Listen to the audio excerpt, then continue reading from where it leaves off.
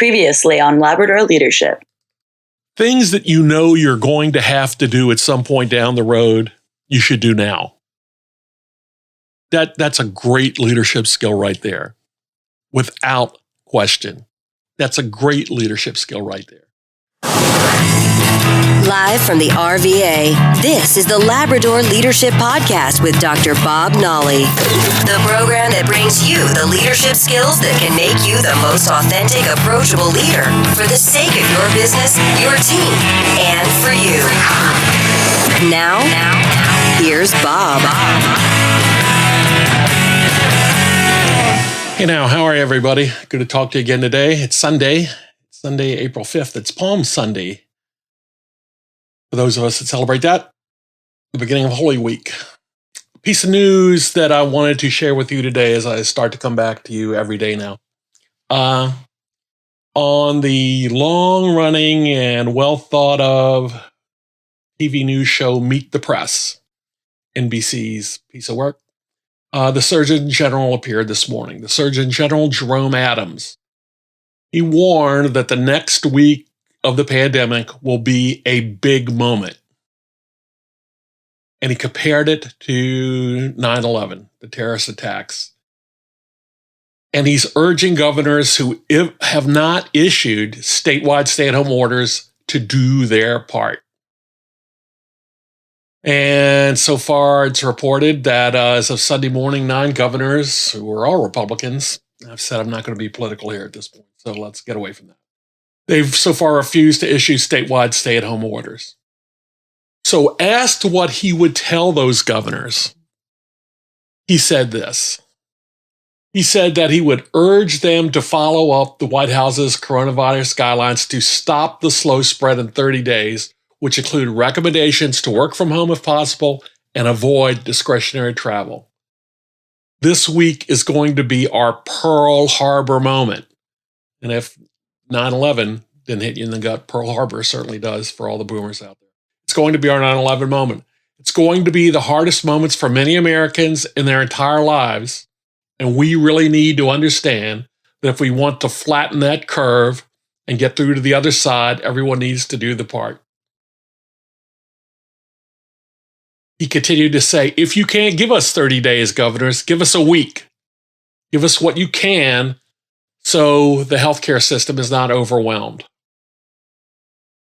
So more than 300 people across 41 states, Puerto Rico, Washington, D.C. have been ordered to stay at home as the virus continues to spread across the country. Arkansas, Iowa, Nebraska, both the Dakotas, Oklahoma, South Carolina, Utah, Wyoming are not under such statewide orders. Well, we talked about yesterday having to do something that you realize you're going to have to do something at some point in the future. You should do it now. Seems to fall into that, I would say. Let's bring it a little bit closer to the heart here now. Great piece in the New York Times talking about the people that are exposed, afraid, and determined.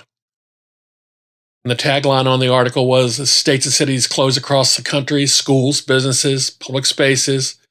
Governors have made the orders that we just mentioned for folks to stay at home, but some can't work from home. They can't risk losing income, their jobs. And some hold jobs that are critical to the functioning of our society. And for lots of folks, both things are true, and every day they confront the stark realities. Here is an example of one. As told to Maggie Jones, who is on the faculty at the University of Pittsburgh for the New York Times Magazine this week, Chelsea, 29, is a flight attendant. And she told Maggie Jones this. Usually people on flights are bumping us, tugging on our dresses, touching our legs, elbowing us in the hips to get our attention. When they go to the bathroom, you could feel their hot breath on your neck. It's a really intimate space. A metal tube with people coughing, sneezing, picking their noses every day. Now it's really eerie. On a recent flight she had from Orange County to San Francisco with 166 seats, there were only 9 people and coach. They were spread out, rows between one another, mostly by window seats, some in masks and gloves. People don't want drinks because they don't want to have to go to the bathroom. They don't want snacks because they don't want to touch it. You could see the fear in their faces. The other day, I washed my hands 20 times on a 2-hour flight. My hands are raw. Typically, flight attendants use gloves only for cleanup, but I'm starting to use them to arm and disarm the doors and open and close overhead bins. I'm going to start bringing my own because the hospital supplies are so low. It's quiet everywhere. In the airports, the restaurants and bars are closed. The food stands are open. Kids and adults are in masks and gloves. One guy was walking through the Denver terminals wearing a rain poncho. It wasn't raining. Public sees us as dumb flight attendants, but we are the silent first responders. We aren't there to serve you, Cokes. Service is about 1% of our training. We had a lot of the same training that police officers do, firefighters, nurses. We were the first to die in the September 11 attacks.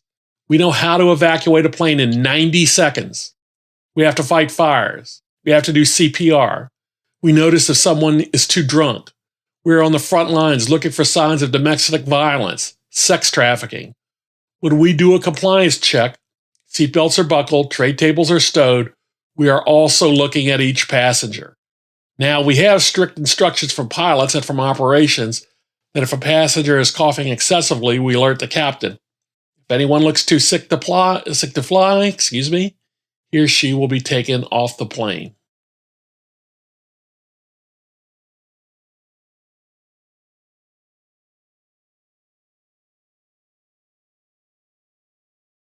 What makes me nervous are the symptoms. I can't see in the 14 days of incubation, but I compartmentalize. I trust my own hygiene.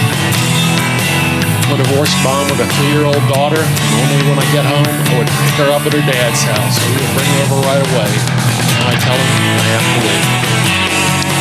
Thanks, Chelsea. Just an example from the folks on the line. That's what life is like these days. We'll see you tomorrow.